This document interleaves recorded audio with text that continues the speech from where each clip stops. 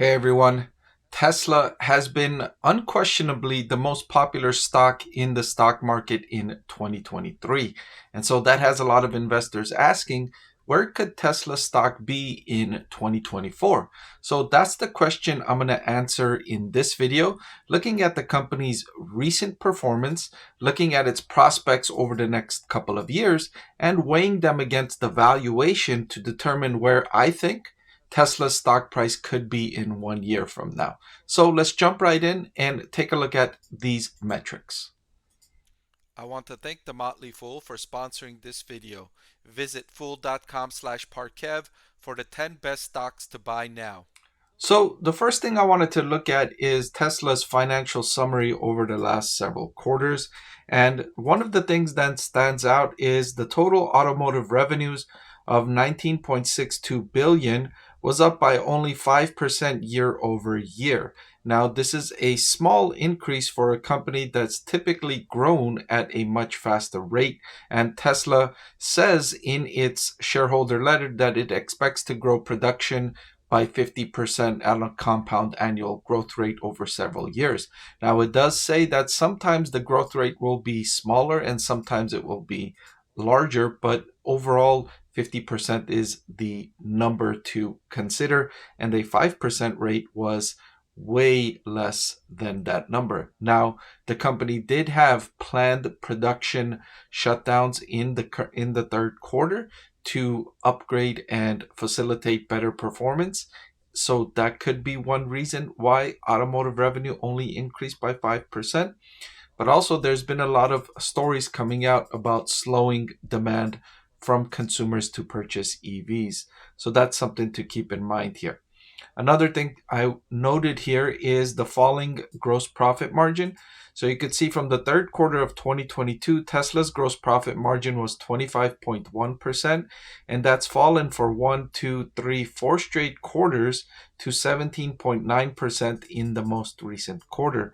And given all of the price cuts that Tesla did in 2023, I wouldn't be surprised if the gross profit margin continues to fall in 2024.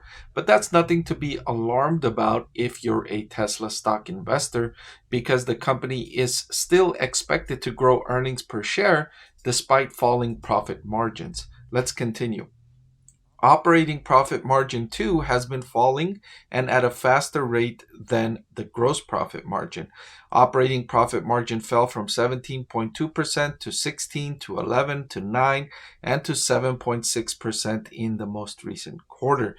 The trouble here is that while automotive revenue only increased by 5%, total operating expenses increased by 43%.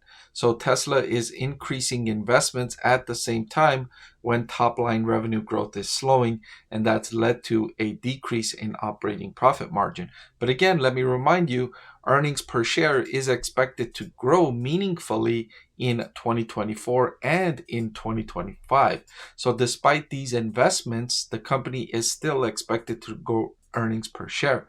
That means the company's investments are returning sufficient money to justify that spending. And that is ultimately good news for Tesla stock investors.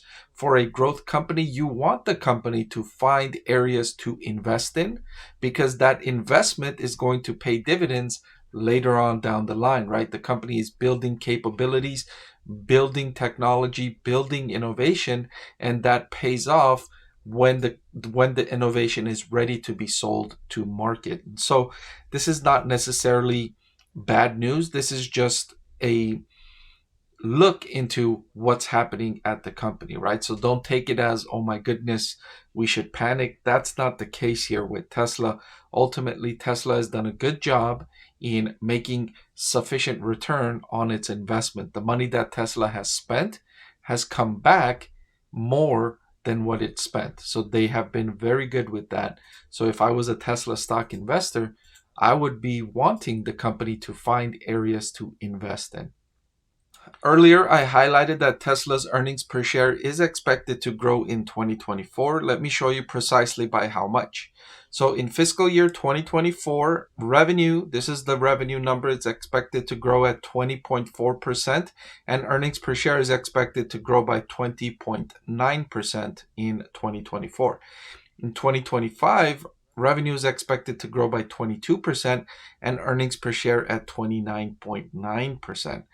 This accelerating growth in revenue and earnings per share is highly desired by investors across the board. They like to see revenue and earnings per share growing at an increasing growth rate. This is very desirable for investors. The next thing I wanted to highlight is the earnings per share actual number expected for 2024 and 2025. $3.80 and $4.94. Keep these numbers in mind. We're going to use that to make our prediction for the stock price in 2024. Additionally, we're going to use Tesla's price to earnings ratio of 82.53 as one of the figures to use for our assumptions. The price to earnings ratio measures the price that you're paying versus the earnings per share over the previous 12 months. Okay, it's a backward looking indicator. And then the forward price to earnings ratio looks at the price that you're paying versus the expectations for earnings per share over the next 12 months. It's a forward looking indicator, and this number is 64.54. So we're going to use both of these estimates. We're going to use both of these figures to make our estimates for Tesla's stock price. And let's keep in mind, as of this recording, Tesla's stock price is $256 per share. So let's go to our estimates. Remember, we saw that earnings per share was expected at $3.15 for 2024.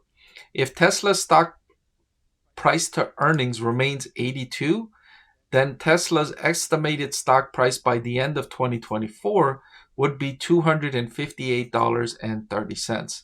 If the price to earnings were to decrease to 70, the stock price would decrease to 220. If it were to fall to 50, the stock price would fall to 127.